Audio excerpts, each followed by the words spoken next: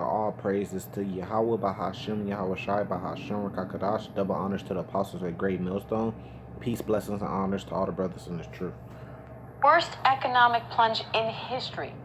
Last Thursday, on the 30th of July 2020, the US Bureau of Economic Analysis released its second quarter gross domestic product report. The report noted a 32.9% contraction in annual GDP growth in the months of April, May, and June. A 32.9% drop in any financial statistic is massive. An individual company whose stock price dropped by 33% in 3 months is concerning. If the entire stock market dropped by this amount, it would make headlines, and it did. But GDP is something else entirely. It's not a company or even a pool of companies. It reflects the entire US economy. So, this kind of figure is concerning on a proportionately larger level. For reference, the 2008 subprime mortgage crisis saw an 8% drop in annualized GDP figures at its peak. And that was the horrible. Great Depression kicked off in 1929. To date, the largest economic downturn in modern history saw a reduction in US GDP of around 30%. This period could reflect the largest pullback in US prosperity since GDP figures were measured. The fallout of the coronavirus has of course been devastating, but could it really be a driving force significant enough to push the US all the way back to where it was in 2008?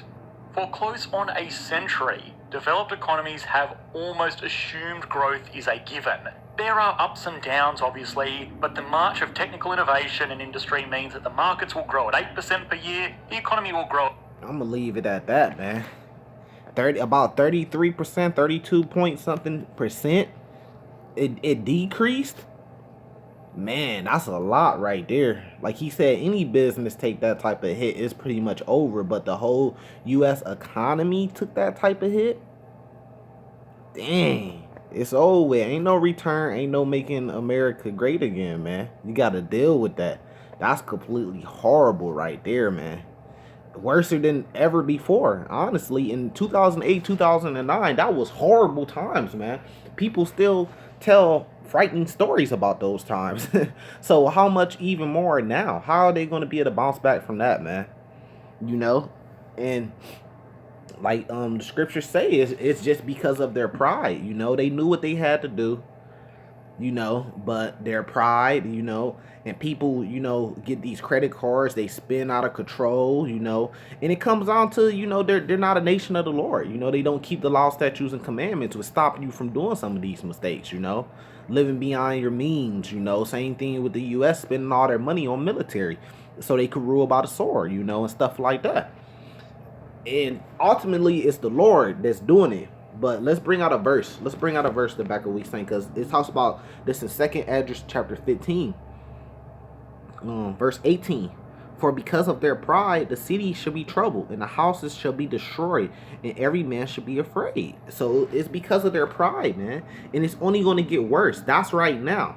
So if it's already a 32% decrease, imagine how much more it's going to be here in the next couple months, man, because of their pride. You know, a lot of things, you know, when they could have shut the whole country down with the coronavirus thing, their pride told them, no, we got to get the economy back running. We got to make this money. Now go out there, you know, we're gonna let the you know, they did like a light shutdown pretty much. And they're like, okay, we're going to let people go back out and stuff because of their pride. They wanted to get the economy rolling so much that the coronavirus is coming back with a second wave that's even worse than the first wave, a lot worse than the first wave. Because of their pride, their cities are in trouble, you know, that the second wave coming back around. Because of their pride, they want to bring in a chip and all this stuff like that they're pretty much tearing down their own cities. And really, it's the Lord that's putting their spirit on them to do that, honestly. But just so they could, you know, go with the new world order, their cities are in trouble because of that. But that's prophecy. Actually, let me grab that real quick. I think that's in Amos 3. Yeah, Amos 3. Let's see. Verse 6. Shall a trumpet be blown in the city, and the people not be afraid? Should there be evil in the city, and the Lord has not done it? So your GDP decreasing by 32%, which is an evil, You know, because that's gonna hurt the economy and that's gonna hurt the people. Has that evil been done in the city and the Lord has not done it? Well, yeah, it's the Lord that did it, man. It's the Lord that did it, and it's going to get worse. It's going to get worse and worse, man. And that's judgment, and those are the first signs of a nation coming to an end. You know, when a nation starts having those type of financial problems, those are the first signs of that nation on the down, you know, on the downhill coming to an end. You know, even 2008, those are signs that this nation was coming down to an end. They just kept kicking the can down the street, just trying to keep it going as long as possible. And then that's when this whole credit thing really exploded, you know. So you're living off credit, which is nothing but digital numbers. You know, you're living off debt. That's what it is. It's debt, pretty much. That's what credit is. You're just living off debt. But eventually that's going to catch up to you. You know, you make a deal with the devil, eventually you're going to have to pay up. You know, you're going to have to pay back up to the devil. You know, so it's going to come back down on you. And this is, you know, more signs, and it's getting deeper and deeper into that, you know, coming back down on them. This is prophecy, though. Jeremiah 49.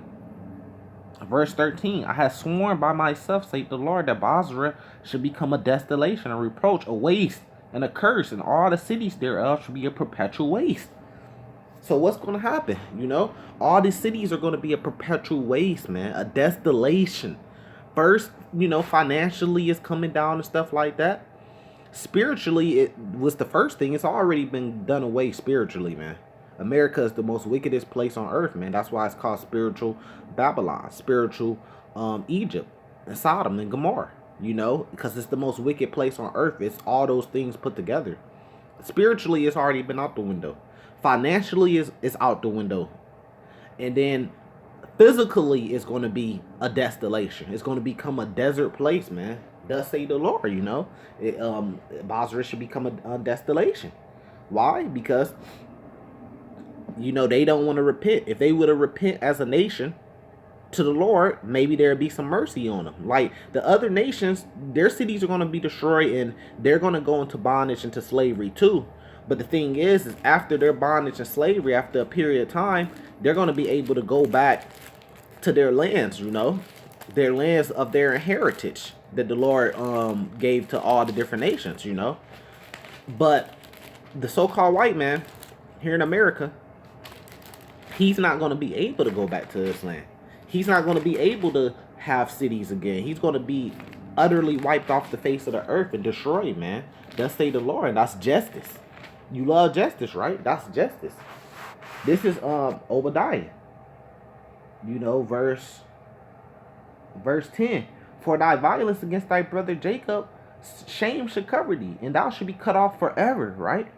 That's not even here the one I want.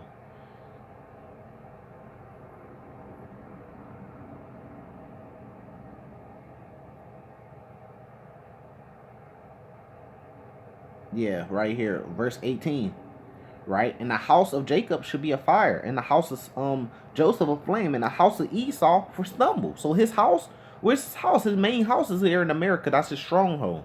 His countries, you know, these Edomite countries, you know, these white countries, they should become stumble, and they should kindle in them and devour them. And there should not be any remaining of the house of Esau, for the Lord has spoken it.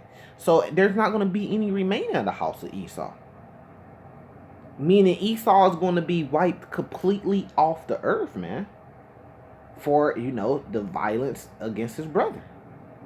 You know, he's not going to fulfill the cities with his faith with the cities anymore. You know. Oh yeah, verse 8. Should not in that day the Obadiah 1, verse 8. Should not in that day, say the Lord, even destroy the wise man out of Edom and understanding out of Mount Esau? You got to be wise to keep a financial thing going, man. But they're losing that wisdom. They're losing that knowledge. That's prophecy. The Lord said he's going to destroy the wise man out of Edom, the understanding out the mount of Esau, and the mighty man of Otaman should be dismayed, to the end that everyone out the mount of Esau should be cut off. But not just cut off. Cut off by what? Cut off by slaughter, man. By slaughter. You know, and that's prophecy. So, I mean, y'all got to deal with it. Is America great again? No, man. Y'all country going down, man. Y'all deal with that. Salvation to the elect. Shalom.